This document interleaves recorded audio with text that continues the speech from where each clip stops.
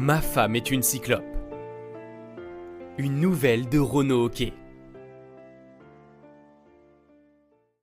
Nous dormîmes d'un soleil lourd, de ceux qui vous rapprochent du skéole. Si lourd qu'il nous fit suffoquer, si profond que ni rêve ni cauchemar n'arrivèrent. Un sommeil loin du temps. Allongés sur le dos, les poumons encrassés par le tabac, nous ouvrîmes les yeux dans le noir, essayant de nous relever, mais dans l'impossibilité de bouger le moindre membre, tel un cadavre attendant Charon, passeur des enfers. Bien souvent, dans ces nuits de terreur, nous réalisâmes que notre vie n'est qu'échec, regret, idiotie et incompétence. Nous laissâmes tant de rêves se faner. Puis nous nous réveillâmes, et nous mîmes un moment avant de comprendre que nous étions partis dans les bras de Morphée. Ce matin-là, il y a eu quelque chose d'étrange. Notre femme fut là, comme toujours, allongée sur le lit à notre gauche. Son visage fut recouvert par ses longs cheveux, aussi noirs que le charbon sorti des profondeurs des mines d'un pays lointain. On aurait dit un masque pour cacher son magnifique faciès. Ses seins nus furent toujours aussi beaux. Le lever du soleil illumina ses tétons roses. Mais derrière cette beauté, il sembla y avoir quelque chose d'autre. Nous nous approchâmes pour examiner la bizarrerie. Notre main se glissa sur la toison charbonneuse pour en découvrir le secret qui se cachait derrière.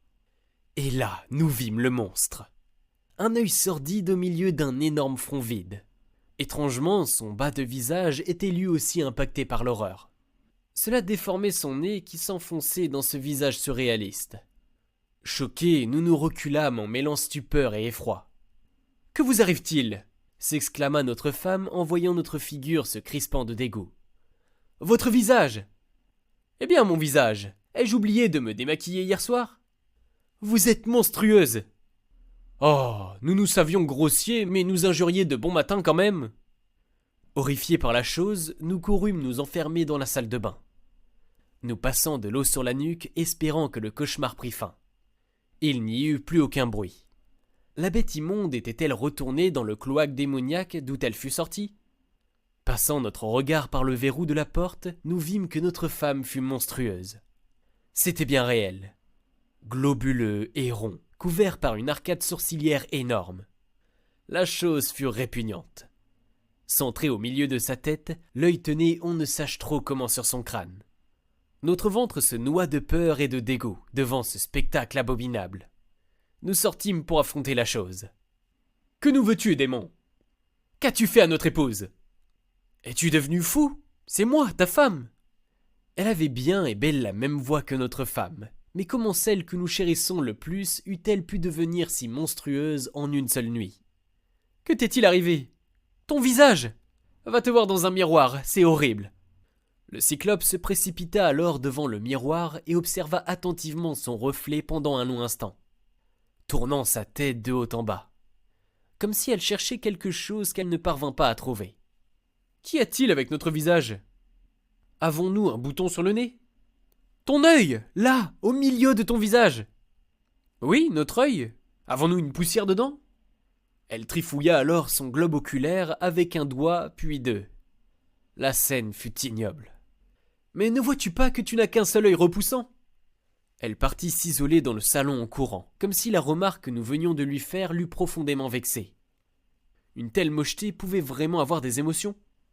Nous nous habillâmes, alors décidés de sortir pour aller voir un spécialiste. Un docteur pourrait peut-être nous expliquer le phénomène amphigourique qui était arrivé à notre femme. Nous prendrait-il pour des fous ? Alors un exorciste. La pauvre était peut-être possédée par un démon mal intentionné. Nous fouillâmes dans nos pensées, oscillant entre le rationnel et le surnaturel. Était-ce une réaction allergique ? Avant-hier, elle avait mangé une tarte achetée dans une boulangerie où nous n'achetons jamais d'habitude. Heureusement, nous n'en avions pas mangé une part. Ou bien cela pourrait être le stress. Oui, mais le stress ne vous fait pas perdre un œil. Au mieux, il vous tue sur le coup. Au pire, il vous cloue au lit. Puis une pensée terrifiante et honteuse nous traversa l'esprit.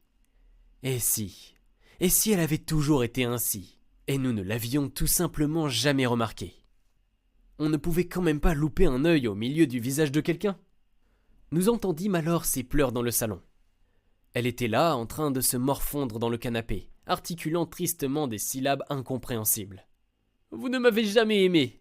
cria-t-elle d'une voix tremblante. Pris de gêne, nous ne savions quoi dire, quoi penser face à la situation.